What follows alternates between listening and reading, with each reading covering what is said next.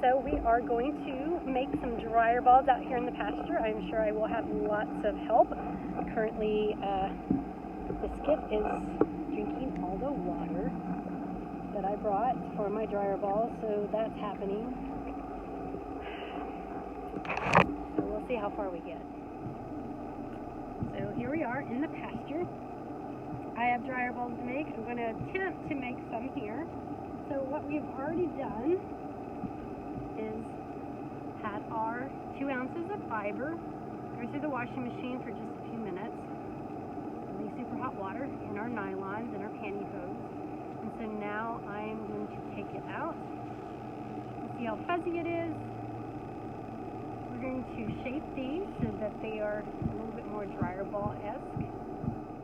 So we've got our soap. Done. Add it to the dryer ball, and then we're just going to start shaping the ball.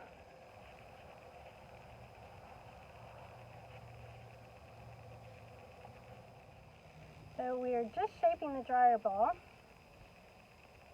kind of squishing it to get all the air that's inside of it out. Using our hands to kind of help shape.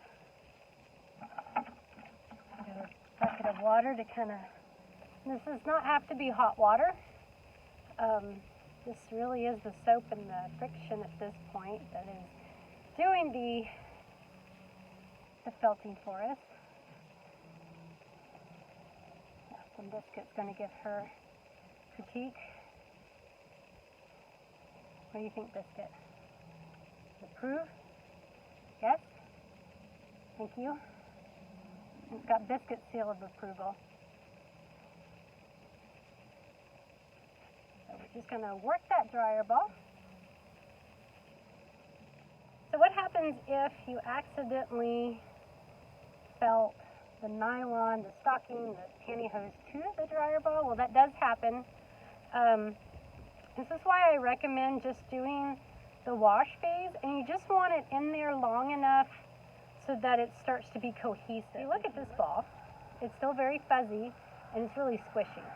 And it doesn't really, it's not really, sort of ball shape, but it's not really ball shape. So this is about where you'd want to stop with the washing machine, and that's going to prevent it from felting to your nylon usually. It also depends on the type of fibers that you're using. These are all scraps from the fiber processing machines, so the things that we take out, like guard hairs or broken fiber and stuff that just falls out that we collect, and that's what we use to make the dryer balls. So if you're using something that has a lot more hair to it, it tends to work its way through the pantyhose and adhere to it. If you're using a lot more of what they call the secondary fibers with your alpaca, then you shouldn't have that much of a problem. So just depending on what you're using, you don't have to use cleanouts. You can just go straight from a raw fleece and just open it up, because really to make dryer balls, it's just like with any felt, you want to make sure that you have all of these fibers kind of crisscrossing to each other. So if you're using raw fiber, make sure that you're pulling it apart and then putting it into a ball to make sure that everything is kind of crisscrossing, and you've got a nice setup for felt to begin to make. So once you get your ball, and when I squish it, it's pretty firm, so all of those air spots inside are gone. So when we throw this in the dryer, we'll rinse out the soap.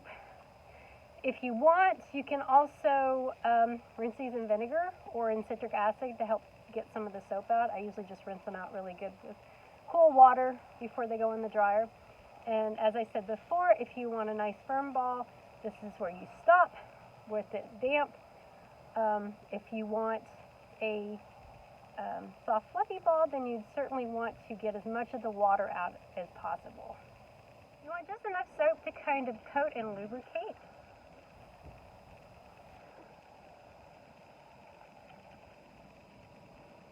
And this is basically just so that your hands can run across here. So everybody's going to see what I'm up to here. Am I doing a good job, guys? Huh? Just squeezing all the air out. Make sure that ball stays pretty firm. What do you think? Am I doing good?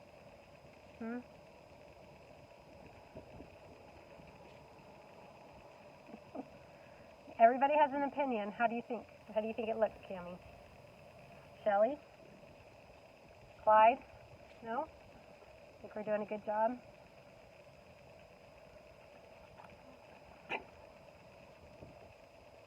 You can mix and match colors.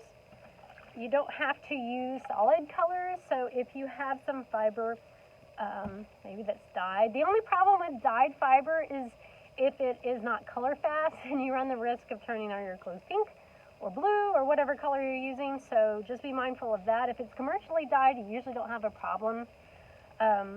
Sometimes we have, we blended merino with the alpaca, some colored merino that was done commercially, and we've made lots of dryer balls from those and have not had a problem with it turning the clothes different colors, so just be mindful of that. So here's a dryer ball that has adhered to the pantyhose, and so what we're going to do is to just kind of work our fingers through and pull that pantyhose off. If you, for some reason you can't get it off, I would say just cut your loss and keep that dryer ball for yourself. But you can see how the hair, this was a pretty hairy ball, so, but this will felt down really nice.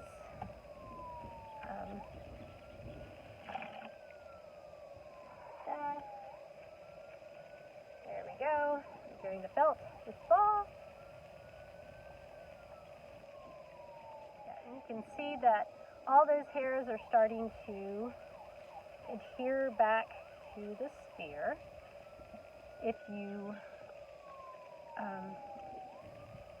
it's also a good idea if you plan on selling these to run them in your dryer for several cycles so that you can collect some of the loose hair that is inevitably, especially if we're using a lot of guard hair, fiber, or really, really coarse stuff, so that anything that's loose is going to come out in your dryer and not your client's dryer.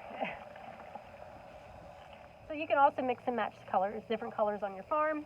So if you want farmland dryer balls you can take from different animals. To help sell these, if you can tell a story, so if you have dryer balls from a certain animal, like from Clyde back here, because that's about all his fiber is good for, is making dryer balls and rugs, but it's still a purpose, he still has a purpose. So if you want to tell a story about Clyde and then have dryer balls made from Clyde, those actually help sell the product with the story behind it. So getting all the air out to make sure that it's nice and firm.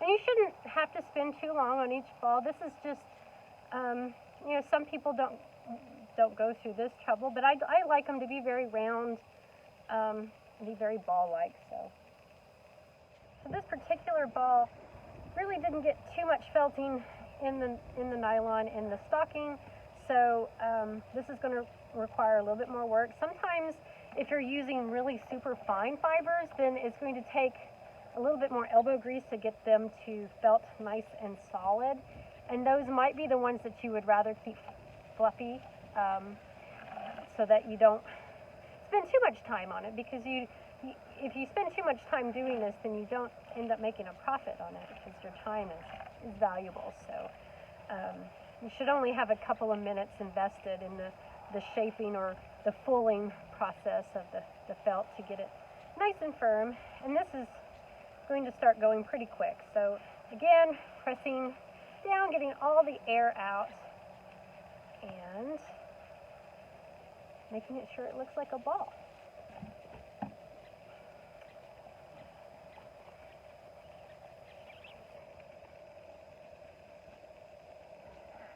Does anybody want a baby llama?